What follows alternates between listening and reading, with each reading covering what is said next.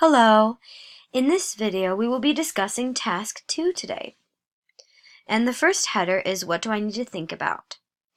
So the things that we need to think about while planning our Task 2 are the learning environment, learning tasks, how to deepen our students' content understanding, how to connect new content to academic learning, and evidence to adapt teaching practices. So for the first one, teachers really need to consider their learning environment. With that, they need to consider how they will encourage their students to respect each other and support each other in learning. If a classroom has a very positive environment, then the students are more likely to learn. For the second one, the teacher considers the learning tasks. The most important thing for learning tasks is to pick something that's active, because if a student is passively engaged in work, they are less likely to recall information. Then you consider how to deepen students' content understanding. The best way to do that is to have students respond in some way. Later on in the edTPA, they talk about writing or understanding a text through explaining about it verbally. So those could be two versions of student response that could be very accurate. Next, the teacher needs to make connections between information, and edTPA really encourages teachers to find connections between academic learning, personal, cultural, or community assets. Finally, in this area, the teacher needs to show evidence from their instruction to really reflect upon their teaching. So if a teacher realizes that their students are not performing very well on a unit, maybe the teacher can cover it again the next day. So what do I need to do? The first thing the teacher needs to do is send out permission slips, because the edTPA has students record 3 to 5 lessons. The most important thing that teachers need to explain to parents is that students' names will not be provided on documents, and all of the videos will be confidential. Next, the teacher examines their plans for the learning segment, and they pick tasks that will keep their students engaged. All right. The teacher has gone through their possible plans. The teacher needs to pick the lessons to video record, and that should be 3 to 5 videos that will be submitted. Out of the lessons that are video recorded, the teacher picks 2 video clips, no more than 20 minutes in total, but not less than 3 minutes. And the really important thing for that is to show teacher-student interactions that are completed in a positive way. Later on, when you read the rubrics, you'll notice that it's really important for the teacher to not mainly address behavioral issues within the video. They must really focus on the lesson and have very good classroom management skills so that the students can learn. Thing to think about while picking clips is one must show how the teacher engages the students while modeling the essential literacy strategy. So I believe the important thing with this is to make sure the students are participating during the instruction. The second clip shows how the teacher supports students to practice and apply to comprehend or compose text. And that is what I referenced to earlier when I said writing or understanding a text, because the students are expected to produce some sort of evidence that shows their knowledge, and that could either be to answer questions under the comprehend area or to compose text in writing to show their understanding. Alright, edTPA also says you can provide evidence of student language use. This would be an extra video, and it can be no more than 5 minutes long. The next and last consideration the teacher needs to make is what group of students to teach. The minimum is 4, but I believe that teaching the whole class is good experience, especially for elementary education majors who will end up teaching full classes once they graduate. The next step, once you have everything planned, is to video. Make sure your camera is working. Make sure you can be seen and heard. Please submit another clip if something is not up to par, especially in the sound. All right. If there is a sound issue, the candidate can also include a transcript with timestamps, but if the student includes a transcript, they really need to reference it within their commentary. All right, insert captions in the video. This is another way to assist yourself if you are having auditory issues within your video. But the one thing you cannot do is edit your clip to edit out certain areas. The problem with editing is the edTPA evaluator is not sure if you took out part of your instruction, and they want to make sure that you are being truthful in what you are submitting. All right. The next important piece of information is make sure that the only students who can be shown on the screen are those whose parents have signed the permission form. If the student has not, please blur their faces. And do not include any personal information about the state, school, or district in your video. All right. Once you have reviewed your video submissions, you can begin your commentary. And when you're writing your commentary, make sure you include all the important information in your videos.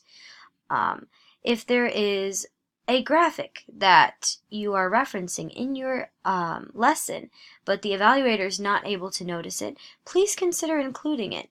That will help the evaluator truly consider whether your work is effective and whether your materials are appropriate for your lesson. You could also insert digital copies or transcripts at the end, as referenced earlier. So the next part is, what do I need to write? That really discusses the commentary. There are several prompts that you are going to fill out, but make sure your work is no more than 6 single-spaced pages, including the prompts, which means that you will be typing out each question.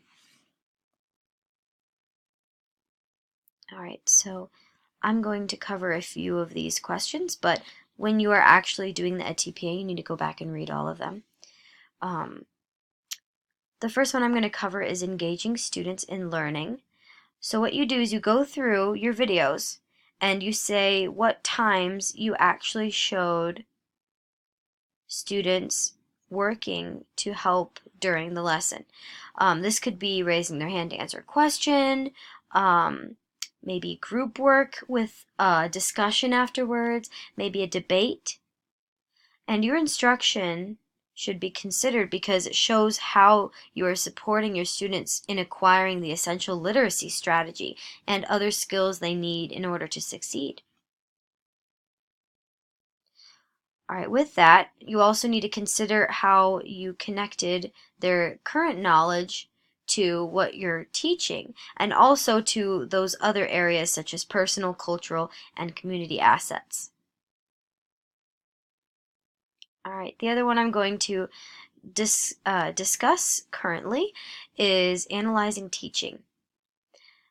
Near the end of your commentary, you're going to reflect upon how your instruction worked. You're going to look at the whole class and for the students who needed more support. So maybe you have a student who has a special need in your class, and maybe you had to write in your lesson plan how you would support that student. So in that area, you would discuss how you supported the student. So maybe, for example, you gave them adapted materials, and explain how to better support student learning of the central focus. So in that area, how could your lesson have been better in order to support your students? Finally, assessment. When your evaluator is going through edTPA, they will follow the following rubrics. There are quite a few rubrics in this area.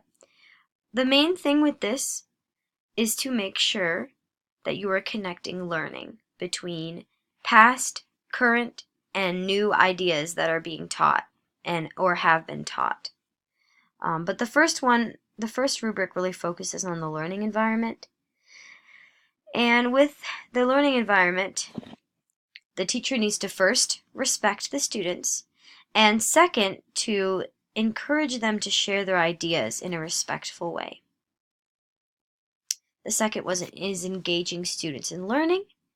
That means that they need to deepen and extend their understanding of the essential literacy strategy, and they also need to comprehend or compose text and consider the related skills in those areas. They also need to consider their prior academic learning and connect it to the personal, cultural, or community assets for the student.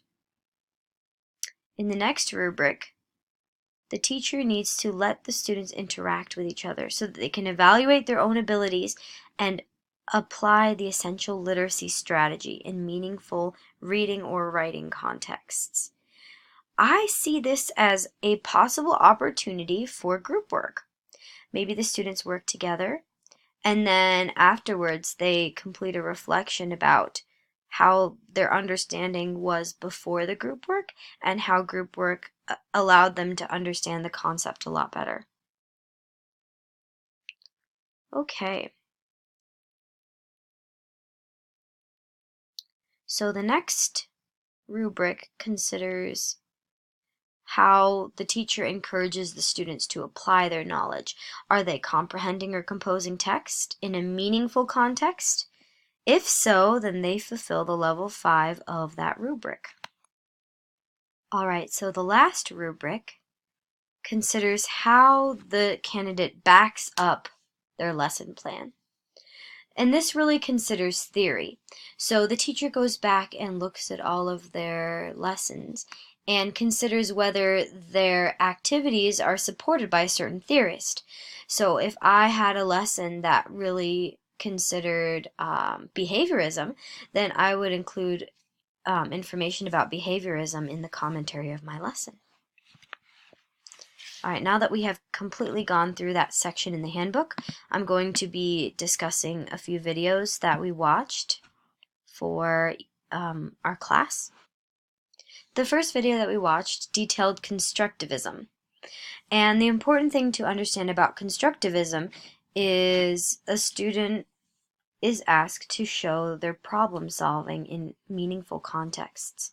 So with that, a teacher provides activities that let students practice, and they're able to build understanding from that practice. An example I can think of is Jigsaw, where a student reads an article and discusses with a group about the article, and then moves on to another group to explain about their topic. With constructivism, it is really important to engage and motivate your students.